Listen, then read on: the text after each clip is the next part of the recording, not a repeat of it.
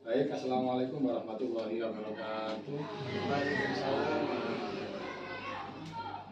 Bapak Ibu semua, guru SDN Jatiku 1 yang terhormat, Ibu Kepala Sekolah dan juga teman-teman semua dari Dewan Guru Jatiku 1.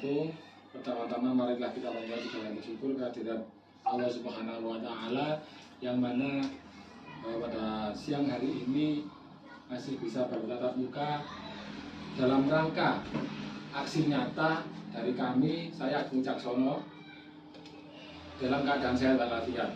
Selawat dan salam tetap terimakan kepada junjungan kita Nabi Muhammad Shallallahu Alaihi Wasallam. Baik, langsung saja Bapak Ibu, apa kabar hari ini? Baik, Bapak Ibu sekalian, kami ingin menyampaikan aksi nyata, yaitu terkait dengan pembelajaran dan asesmen. Pembelajaran dan asesmen yaitu dimulai dengan apa itu dari understanding by design atau UBD ya itu. Ternyata saya membaca literasi itu juga sama dengan yang namanya backward design. Jadi kita merancang pembelajaran itu dimulai dari tujuannya dulu. Jadi kita merancang tujuannya dulu, baru kita ke asesmen dan terakhir adalah langkah pembelajarannya atau kegiatannya. Oh dilanjut. Nah ini. Jadi dari sini Bapak Ibu, pelopornya yaitu adalah Grant Wiggin dan Jay McTighe di tahun 2005. Nah ini tuh termasuk beliau-beliau ini adalah merupakan tokoh pendidikan. Lanjut. Nah dari UBD ini Understanding by Design Bapak Ibu, ternyata ada beberapa prinsip-prinsip. Yang pertama yaitu adalah merupakan perencanaan pembelajaran yang disusun sebagai bagian dari tugas guru. Nah, ternyata tugas guru itu harus memang ada yaitu namanya perencanaan pembelajaran, itu sebagai tugas guru. Berikutnya Bapak Ibu, yang kedua, prinsipnya yaitu merupakan upaya untuk mengembangkan kemampuan peserta didik memaknai belajar melalui konsep-konsep utama. Jadi UBD ini Bapak Ibu memang istilahnya kita lebih perancangan pembelajaran lebih mengutamakan kebutuhan dari peserta didik. Yang ketiga, mendorong peserta didik memaknai pembelajaran secara mandiri melalui bukti kinerja otentik. Yang keempat Bapak Ibu, perencanaan pembelajaran yang efektif itu dimulai dari guru menentukan capaian atau tujuan pembelajaran yang dicapai peserta didik. Nah, guru membantu peserta didik mencapai tujuan pembelajaran tidak hanya mengajar. Jadi guru itu harus bisa memastikan pembelajaran terjadi dan bermakna bagi peserta didik.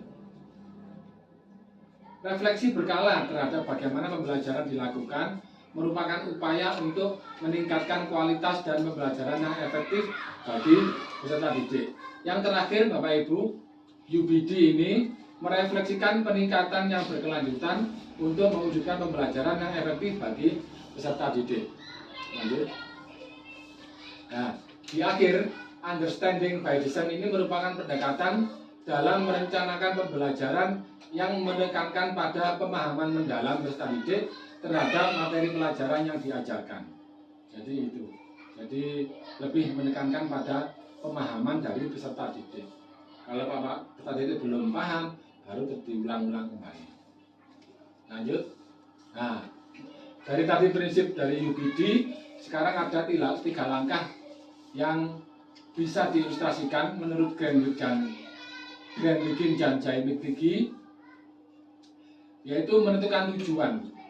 Jadi tujuan pembelajaran Bapak Ibu, dalam hal ini kita mengacu pada yang namanya ABCD.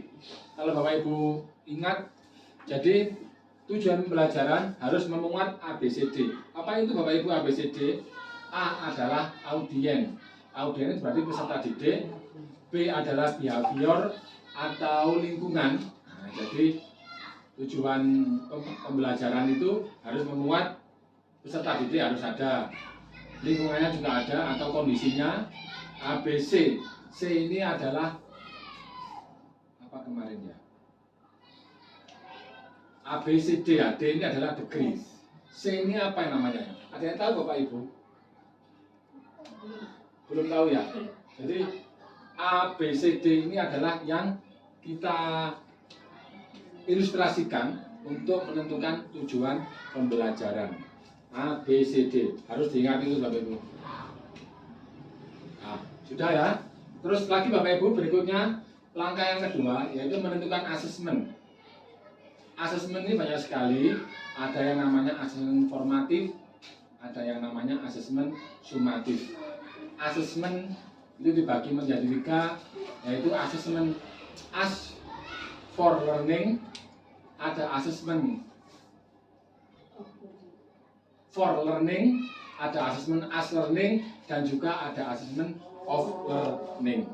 Jadi Bapak Ibu, untuk biasanya yang dipakai untuk asesmen formatif itu adalah asesmen S for learning dan asesmen S learning dan asesmen for learning. Ini yang dipakai untuk kegiatan asesmen formatifnya. Sedangkan asesmen sumatif itu biasanya menggunakan asesmen of learning. Itu Bapak Ibu. Nah, setelah itu Bapak Ibu, setelah kita merancang asesmen, itu nanti juga terdapat asesmen otentik, asesmen tradisional, asesmen apa nama lagi ya? Satu lagi itu ada asesmen tradisional, asesmen modern mungkin. Ada tradisional sama modern. Itu ada. Kalau asesmen tradisional itu seperti kita mengadakan ujian tulis itu termasuk asesmen tradisional. Kalau kita mengadakan suatu proyek, nah itu berarti adalah ada asesmen modern. Setelah Bapak Ibu menentukan asesmennya, baru kita akan merancang kegiatannya. Jadi langkah-langkah pembelajaran dalam suatu CP atau tujuan pelajaran. Baik, mungkin itu Bapak Ibu. Setelah ini akan saya bagikan rancangan pembelajaran saya. Ya, akan saya bagikan rancangan pembelajaran saya untuk jenengan bisa menilai nanti melalui umpan balik. Akan saya berikan. Itu nanti kira-kira hal apa, hal mana saja yang masih perlu untuk saya perbaiki. Ya, jadi itu mungkin untuk sesi pembelajaran dan asesmen. Saya akhiri. Wassalamualaikum warahmatullahi wabarakatuh.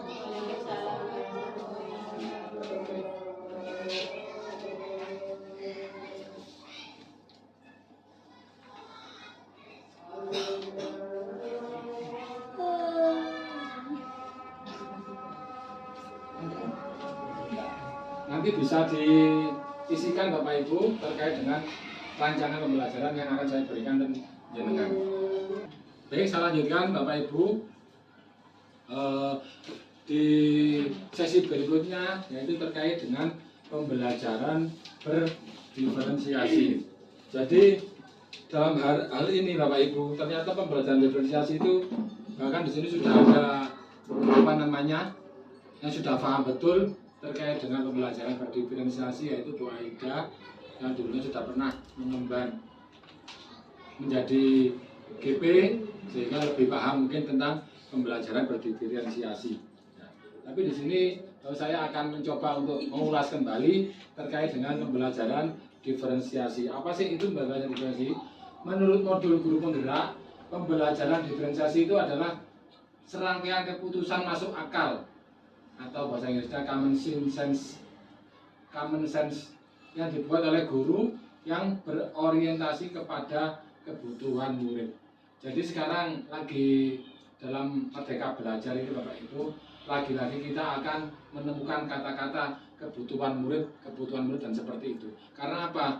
Karena memang kita dewasa ini kita tidak menjadi seorang guru saja yang mengomando segala hal, tetapi tidak seperti itu. Sekarang murid lebih diberikan keleluasaan untuk belajar mencari atau menelusuri bakat minatnya masing-masing. Jadi makanya dari itu sekarang pembelajarannya adalah berpusat pada murid. Jadi harus berorientasi kepada kebutuhan murid. Lanjut. Nah, miskonsepsinya di sini Bapak Ibu. melakukan pembelajaran bervariasi bukan berarti guru harus mengajar dengan cara berbeda-beda sesuai dengan jumlah murid di kelasnya. Tidak seperti itu.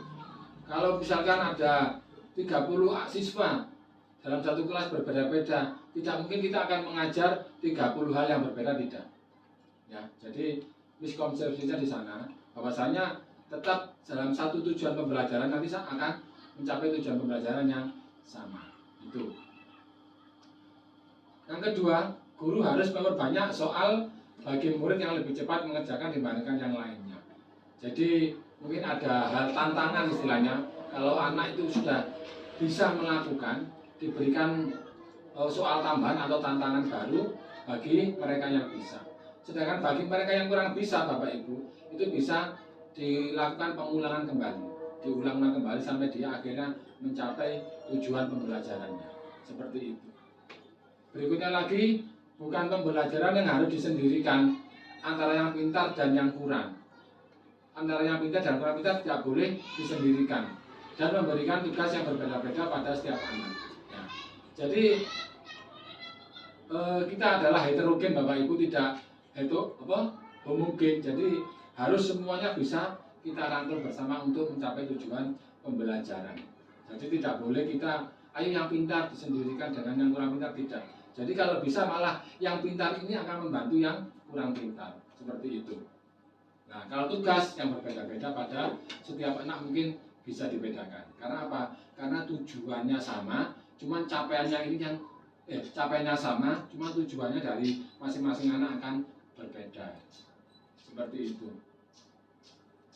Yang terakhir, Bapak Ibu, terkait dengan miskonsepsi, pembelajaran yang cautik atau semrawut, caos, itu yang gurunya harus berlarian ke sana kemari, membantu si A, B, C, dan seterusnya. Tidak seperti itu, Bapak Ibu.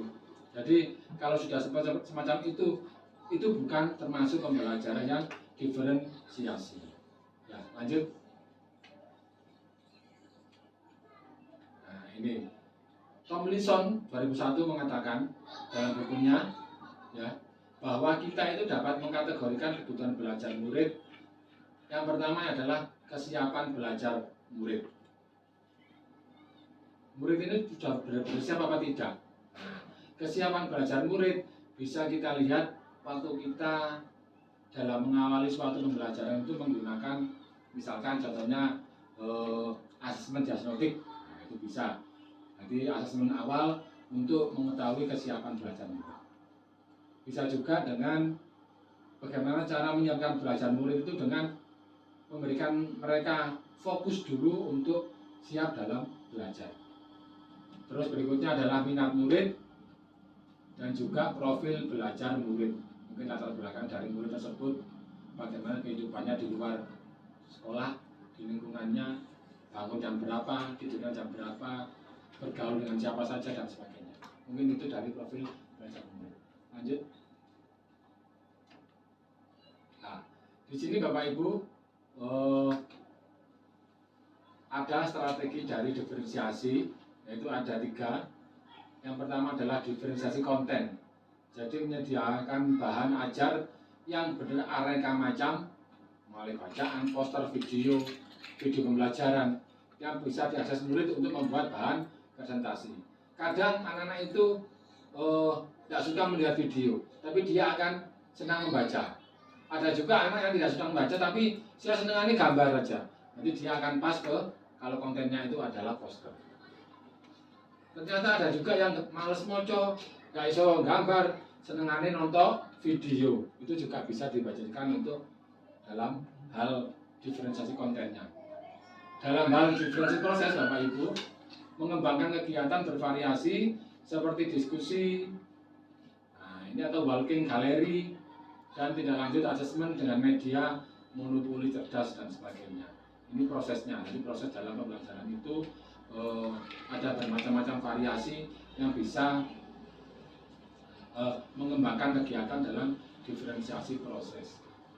Dalam hal diferensiasi produk, Bapak Ibu, tugas hasil akhir murid diberikan keleluasaan dengan presentasi langsung melalui voice note, ya, atau membuat rekaman video ataupun menuangkan ke dalam mind map. Ini banyak macam variasi Bapak Ibu. Jadi produk itu kadang anak males gambar, males membuat peta konsep atau mind map. Dia kepinginnya langsung membuat suatu rekaman video. Tidak apa-apa. Yang penting hasilnya tujuannya adalah sama Bapak Ibu. Nah mungkin dari sini kalau tentang pembelajaran berdiferensiasi mungkin ada yang kurang paham atau mungkin ada tambahan atau menyanggah. Bapak Ibu saya persilakan monggo. Sudah nih Bapak Ibu. Sudah. Saya berikan lagi umpan balik tentang apa yang saya sampaikan tadi. Nanti diberikan umpan balik lagi.